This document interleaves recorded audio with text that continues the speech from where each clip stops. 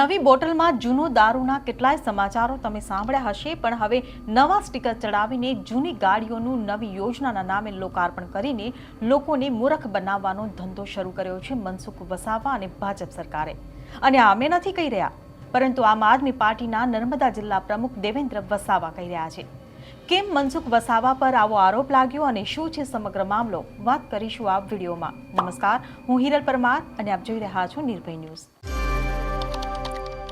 દેડિયાપાડામાં PM જનમન કાર્યક્રમ અંતર્ગત આદિવાસી સમુદાયને 3 એમ્બ્યુલન્સ અને મેડિકલ યુનિટ ફાળવવામાં આવી. આ સિવાય પણ ઘણી બધી યોજનાના લાભો આપવામાં આવ્યા અને સાંસદ મનસુખ વસાવાએ તેની વાહવાહી પણ લૂંટી. ત્યારે હંમેશા પોતાના વિકાસની ગાથા ગાતા આદિવાસીઓનો વિકાસ કરવાનો શ્રેય લેતા મનસુખ વસાવા ફરી વિવાદમાં આવ્યા. ત્યારે સવાલ ચોક્કસ થાય કે આદિવાસીઓને આટલી બધી યોજના પૂરી પાડવા છતાં મનસુખ વસાવા વિવાદમાં કેમ આવ્યા? કારણ મનસુખ વસાવાએ જે એમ્બ્યુલન્સ લોકાર્પણ કરવાની વાહવાહી લૂંટી તે એ જ એમ્બ્યુલન્સ છે કે જે 7 મહિના પહેલા રાષ્ટ્રીય મોબાઈલ મેડિકલ યુનિટ અંતર્ગત આ જ દેડિયાપાડામાં આ જ મનસુખ વસાવા લોકાર્પણ કરી ચૂક્યા છે.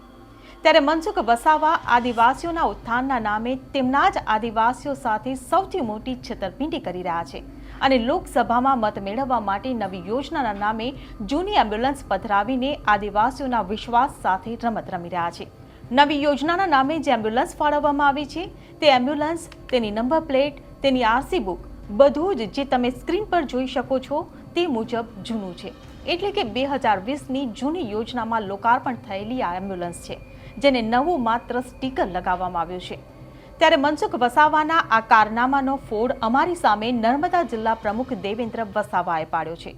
જુઓ દેવેન્દ્ર વસાવાએ શું ઘટસ્ફોટ કર્યો અને મનસુખ વસાવા પર શું આરોપો લગાવ્યા તે સાંભળો. જ્યારે જે ગાડી 2020માં બની હોય ને 24માં લોકોને લોકાર્પણ કરવામાં આવે તો આદિવાસી સમાજને એટલી શંકા છે કે અત્યારે 7 મહિનામાં 2 યોજના એ ગાડી પર તો ઓલરેડી લેબલ લાગી ગયેલા છે. તો મેં આજે ભાજપની જે લાલ ગુલાબી જે વિકાસ યાત્રા છે એ લોકોને કહેવા માગું છું કે 2 લેબલ ખાલી 7 મહિનામાં ડેડિયાપાડામાં એ ગાડી પર લાગ્યા છે.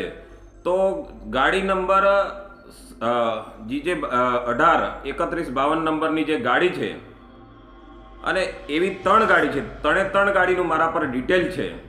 જ્યારે 2020માં એ ગાડી જ્યારે રજીસ્ટ્રેશન થયેલી છે અને 15/1/2024ના રોજ ભરૂચના સાંસદ લોકોને લોકાર્પણ કરે છે અને યોજના બદલીને, ગાડી તે જ છે, યોજના બદલીને પીએમ જનમન મેડિકલ યુનિટ, જ્યારે લોકો ખુશ હતા 3 ગાડીઓ, પરંતુ એમાંથી અમુક આદિવાસી યુવાનો અને જાગૃત યુવાનો તે લોકોના એ ગાડીના ટાયર પર નજર પડી.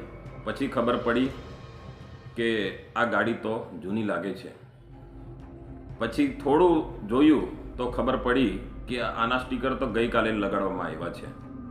એના જૂના અને નવા ફોટા મેં આ મીડિયાને આપું છું કે ભાજપની વિકાસ યાત્રા કંઈથી કંઈ એક રસ્તા પર 3 વાર પટ્ટા દોરી અને પછી એક રસ્તા પર 3 વાર ઇલેક્શન જીતવું, તેવો જ દાખલો આજે બંધ બેસે છે. એ દાખલો એવો છે, એ જ ગાડી અને યોજના બીજી યોજના લગાડીને આજે લોકોને છેતરપિંડી કરવાનું જે આ કામ ચાલે છે ભાજપ દ્વારા.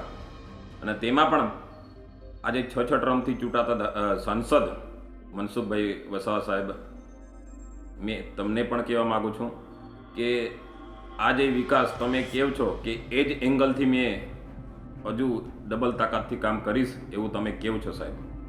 તો લોકોને ઉલ્લુ ના બનાવો તો ઘણું સારું સાહેબ. કારણ કે રાષ્ટ્રીય મોબાઈલ યુનિટ મેડિકલ યુનિટ તરીકે જે ગાડી કામ કરતી હતી, સાંસદ શ્રી તમને પણ કહેવા માગું છું, એ જ ગાડી પીએમ જનમન મેડિકલ યુનિટ તરીકે ગઈકાલે તમે બીજી વાર સાહેબ તમે લોકાર્પણ લોકોને કરી છે. એ ગંભીર એક વાત છે. જ્યારે ચૈતર વસાવા અમારા ધારાસભ્ય ચૈતરભાઈ વસાવા જે કામ કરે છે એ અત્યારે જેલમાં છે, પરંતુ અમે પણ જાગૃત છે.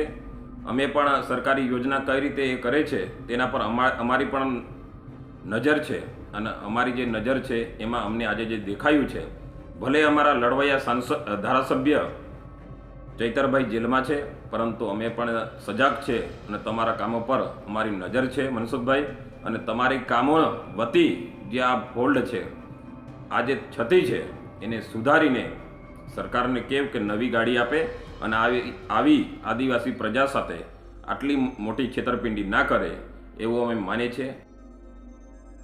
સામાન્ય રીતે સરકારી યોજના બદલાય તો તે યોજના અંતર્ગત લોકાર્પણ કરાતી ગાડી પણ નવી જ હોય છે, પરંતુ મનસુખ વસાવા દ્વારા નવી યોજનાને નામે જૂની એમ્બ્યુલન્સ લોકાર્પણ કરાતા હવે ભાજપ સરકારમાં કેવા ભ્રષ્ટાચાર કરાઈ રહ્યા છે તે પણ ઉઘાડા પડ્યા છે. ત્યારે હાલ દેવેન્દ્ર વસાવા અને મનસુખ વસાવા વચ્ચે રાજકારણ ગરમાઈ રહ્યું છે.